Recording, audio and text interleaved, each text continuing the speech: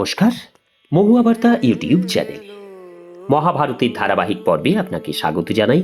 আজকের পর্ব ভীমের সর্প কবলিত হওয়া এবং যুধিষ্ঠির কর্তৃক মহাসর্পের প্রশ্নের উত্তর প্রদান। চ্যানেলে যারা নতুন তাদের অনুরোধ জানাবো চ্যানেলটি সাবস্ক্রাইব করে মহাভারতের ধারাবাহিক পর্বগুলো সফল করুন। আসুন আজকের পর্ব শুরু করি। জন্মেজয় জিজ্ঞাসা করলেন, মণিবর, ভীম তো 10,000 হাতির সমান বলিয়ান এবং ভয়ানক পরাক্রমী ছিলেন। তিনি কেন অজগরকে এত ভয় পেলেন? যিনি কুবেরকে যুদ্ধে আহ্বান করেন, সেই শত্রুহন্তা ভীমকে আপনি সর্পের ভয়ে ভীত বলছেন? এ তো অতি আশ্চর্য ব্যাপার। আমার সব ঘটনা জানার জন্য খুব উৎকণ্ঠা হচ্ছে, আপনি কৃপা করে বলুন। বৈশম্পায়ন বললেন, রাজ, যখন পাণ্ডবরা মহর্ষি বৃষপর্বার আশ্রমে এসে সেখানকার নানা প্রকার আশ্চর্যজনক ঘটনাযুক্ত বনে বাস করেন, এটি তখনকার কথা। একদিন ভীম বনের শোভা দেখার জন্য আশ্রমের বাইরে যান। তখন তার কোমরে তলোয়ার ও হাতে ধনুক ছিল। ভীম পথে যেতে যেতে এক বিশালাকার অজগর দেখতে পান। সে এক পর্বত কন্দরে পড়েছিল। তাই পর্বতের ন্যায় বিশাল দেহে সমস্ত গুহা বন্ধ হয়ে গিয়েছিল। তাকে দেখলেই শরীর ভয়ে শিহরিত হয়। তার গাত্রবর্ণ হলুদ, মুখ পর্বত গুহার ন্যায় বিশাল, তাতে 4টি লম্বা লম্বা দাঁত। তার লাল লাল চোখ দিয়ে যেন আগুনের বৃষ্টি হচ্ছে। সে বারবার জিভ বার করে মুখ চাটছিল। সেই অজগর কালের ন্যায় বিরাট এবং সকল প্রাণীর ভীতি উদ্রেককারী ছিল। তার নিঃশ্বাসে যে শব্দ হচ্ছিল, মনে হচ্ছিল সে যেন সব প্রাণীকে তাই দিয়ে ভীত সন্ত্রস্ত করছে। ভীমকে হঠাৎ নিজের কাছে পেয়ে সেই মহাসর্প অত্যন্ত ক্রুদ্ধ হল এবং সবলে ভীমের 2 বাহু সমেত শরীরকে জড়িয়ে ধরল। অভিশাপের প্রভাবে অজগর ভীমকে স্পর্শ করতেই ভীমের চেতনা লুপ্ত হল।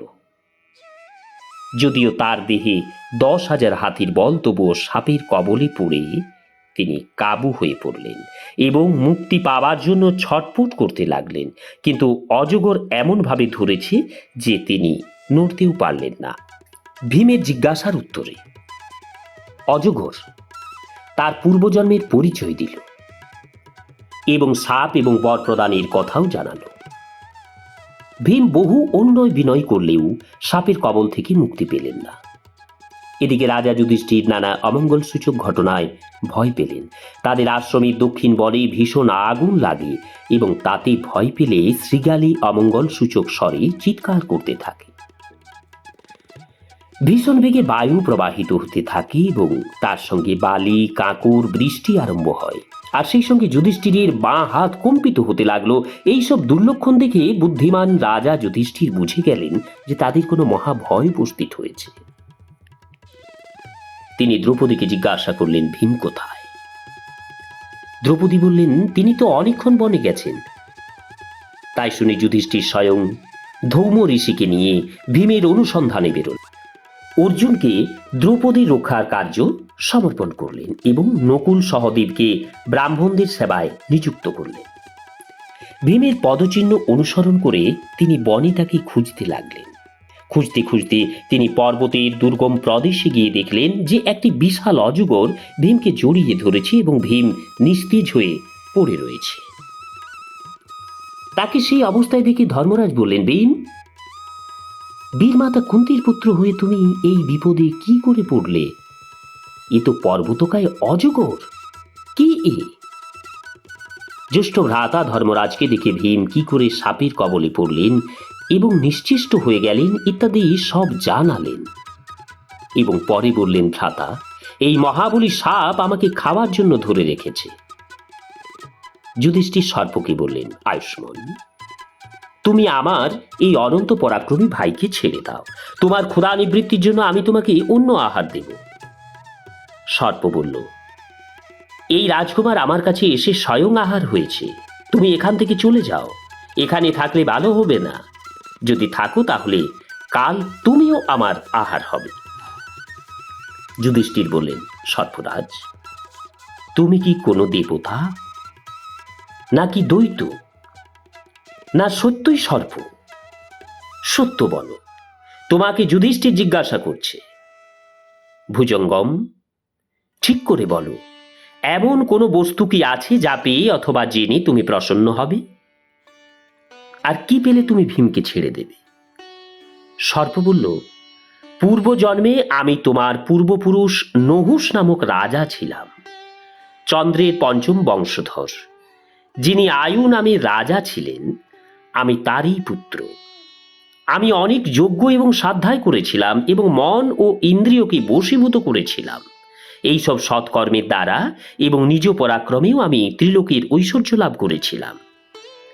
সেই সব ঐশ্বর্য পেয়ে আমার অহংকার বৃদ্ধি হয়। আমি মদোন্মত্ত হয়ে ব্রাহ্মণদের অপমান করেছিলাম, আর তাতে কুপিত হয়ে মহর্ষি অগস্ত্য আমার এই অবস্থা করেন। তার কৃপাতেই আমার পূর্বজন্মের স্মৃতি লুপ্ত হয়নি। ঋষির সাপেই দিনের ষষ্ঠ ভাগে তোমার ভাইকে আমি খাদ্যরূপে পেয়েছি। সুতরাং আমি একে ছাড়ব না, এর পরিবর্তে অন্য কোনো খাদ্যও নেব না। তবে একটা কথা, যদি তুমি আমার কয়েকটি প্রশ্নের এখনই উত্তর দাও তাহলে তোমার ভাইকে অবশ্যই ছেড়ে দেব। যুধিষ্ঠির বললেন, সর্প, তোমার যা ইচ্ছা প্রশ্ন করো। যদি সম্ভব হয় তাহলে তোমার প্রসন্নতার জন্য আমি অবশ্যই সব প্রশ্নের উত্তর দেব।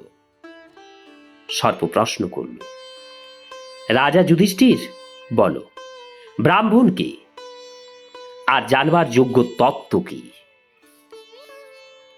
যুধিষ্ঠির বললেন, নাগরাজ, শোনো, যার মধ্যে সত্য, দান, ক্ষমা, সুশীলতা, কোমলতা, তপস্যা এবং দয়া, এইসব সদ্গুণ দেখা যায়, তিনিই ব্রাহ্মণ। স্মৃতির এই হলো সিদ্ধান্ত। আর জানার যোগ্য তত্ত্ব সেই পরব্রহ্মই, যিনি সুখ দুঃখের অতীত এবং যেখানে গেলে বা যা জানলে মানুষ সুখ পার হয়ে যায়। সর্প বলল, যুধিষ্ঠির, ব্রহ্ম ও সত্য তো 4 বর্ণের জন্যই হিতকর তথা প্রমাণভূত এবং বেদে কথিত সত্য। তাহলে দান, ক্রোধ এবং ক্রূরতা না থাকা, অহিংসা, দয়া, সত্য ইত্যাদি সদ্গুণ তো শূদ্রদের মধ্যেও দেখা যায়। তাহলে তোমার মতে এদেরও ব্রাহ্মণ বলা যেতে পারে। তাছাড়াও তুমি যে দুঃখ এবং শোকের অতীত জানার যোগ্য পদ বলেছ, তাতেও আমার আপত্তি আছে। আমার বিচারে দুঃখ এবং সুখ রহিত কোনো অন্য পদেই নেই। যুধিষ্ঠির বললেন, যদি শূদ্রের মধ্যে সত্য ইত্যাদি যে গুণগুলি বললাম সেই লক্ষণগুলি যদি দেখা যায় এবং ব্রাহ্মণদের মধ্যে তা না থাকে, তাহলে সেই শূদ্র শূদ্র নয় এবং সেই ব্রাহ্মণও ব্রাহ্মণ নয়। হে সর্প, যার মধ্যে সত্য আদি লক্ষণ থাকে তাকে ব্রাহ্মণ বলে জানবে, আর যার মধ্যে এগুলির অভাব থাকে তাকে শূদ্র বলা উচিত।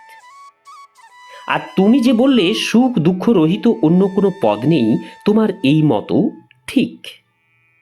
প্রকৃতপক্ষে যা অপ্রাপ্ত এবং কর্ম দ্বারাই প্রাপ্ত হয়, এরকম পদ যাই হোক না কেন, সুখ দুঃখ শূন্য নয়।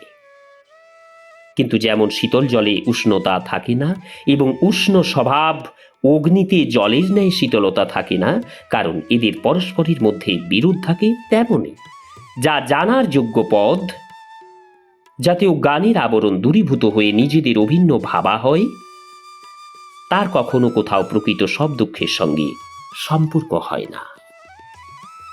সর্প বলল, রাজন,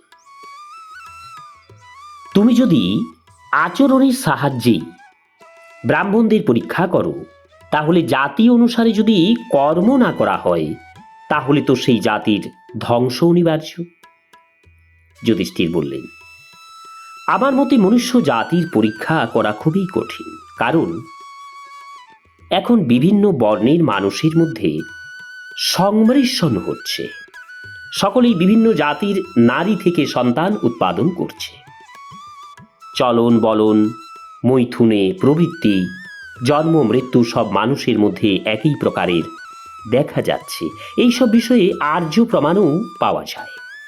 এই যে রামাহে, এই যে শ্রুতিবাক্য জাতির নিশ্চিত নির্ধারণ না হওয়ার কারণে যে আমরা যোগ্য করি, সাধারণভাবে এরূপ নির্দেশ প্রদান করে। এতে যে এই সর্বনামের সঙ্গে ব্রাহ্মণ ইত্যাদি কোনো বিশেষণ প্রযুক্ত হয়নি, তাই তিনি তত্ত্বদর্শী বিদ্বান, তিনি শীল সদাচারকেই প্রাধান্য দেন।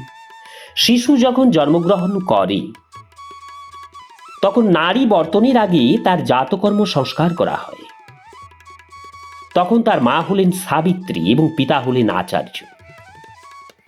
যতক্ষণ শিশুর সংস্কার সাধন করে তাকে বেদের স্বাধ্যায় না করানো হয়, ততক্ষণ সে শূদ্রের সমান। জাতি বিষয়ক সন্দেহ হওয়ায় স্বয়ংভব মনু এই নির্দেশ দিয়েছে।